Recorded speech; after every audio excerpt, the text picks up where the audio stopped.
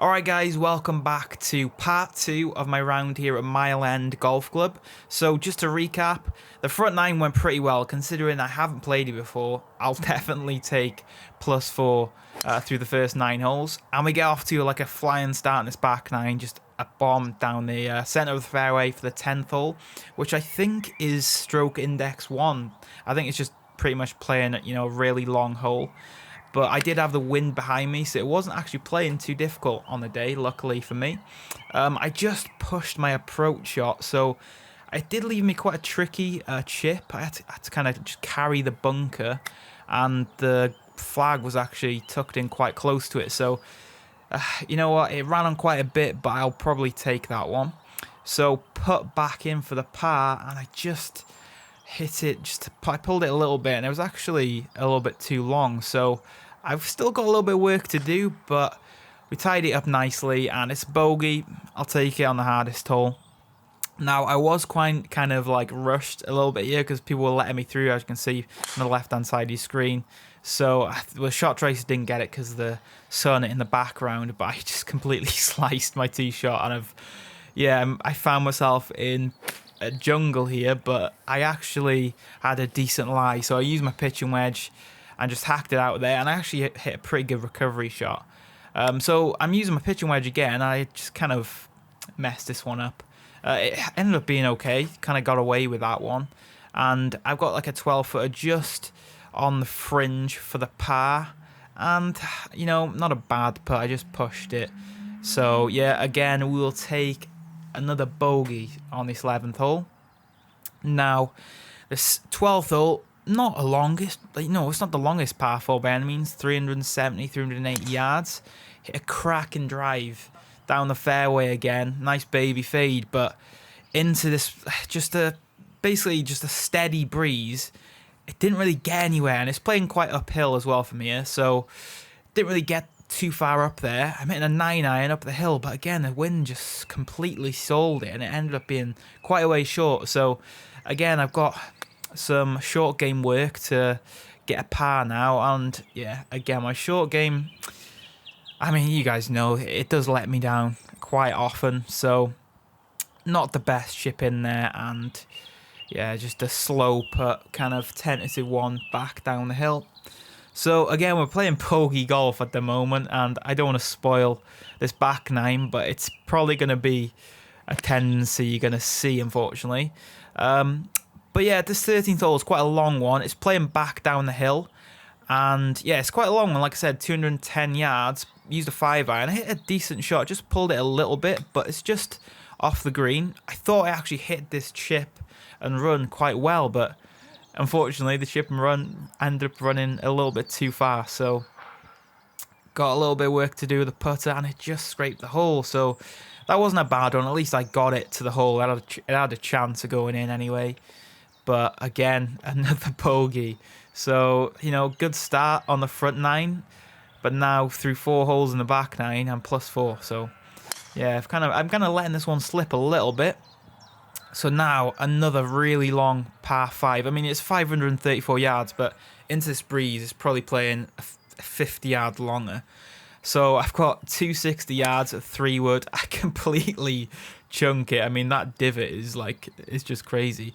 I mean, this should be renamed a shovel, not a 3-wood.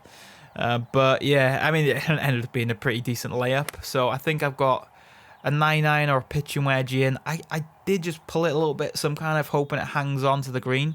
And it ended up being a pretty good shot, to be honest with you. It was pin high, but yeah, well, I'll tell you what. I actually met a viewer on this hole. He kindly let me through, and so I had some people watching over me. And yeah, I was kind of put under pressure a little bit. I mean, no, he didn't put me under any pressure. I just felt under pressure because I wanted to impress him, I guess. But yeah, anyway, moving on to the next hole. He was watching this hole as well, and I kind of hit a really good shot here. So I was pleased I redeemed myself, because that was a pretty awful 3-putt. Hit a great drive, and I was like, oh, come on, I'm fancying this one. And that happens. I mean, it was close to a shank, but I actually just about got away with it. I did hit a provisional shot, but I just found it literally up against, yeah, that back edge, and I couldn't do any more than that, to be honest. So, yeah, just kind of just about did what I could do. Chipped it onto the green, ended up running a little bit too far, but you know what? Got an opportunity to get out of here with a bogey, and to be fair, even though I was not that happy with bogeys in the last hole, I will definitely take a bogey there. I was pretty pleased I rolled that one in. That was a positive putt, and I was happy to get away with that one.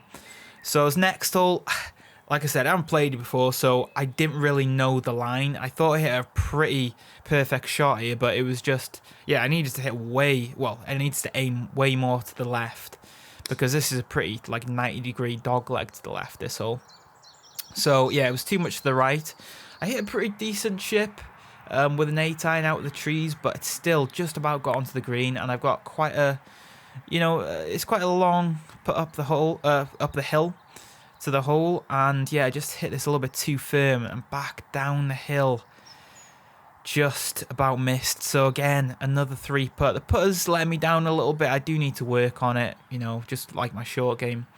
But now this next hole, the 17th, a really nice par 3. It's probably my favourite hole on this golf course. And with the sunlight, I was really fancying this.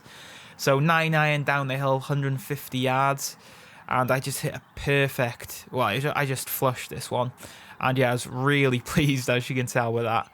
And yeah, it was just a really good hole, and I was really positive, and it paid off. So got a birdie opportunity, and I was confident with this one, and I just scraped by. I've still got a little bit of work to do, but I was pleased that I was confident with it. Oh my god. Yeah, but we'll not comment on that. I just about made it.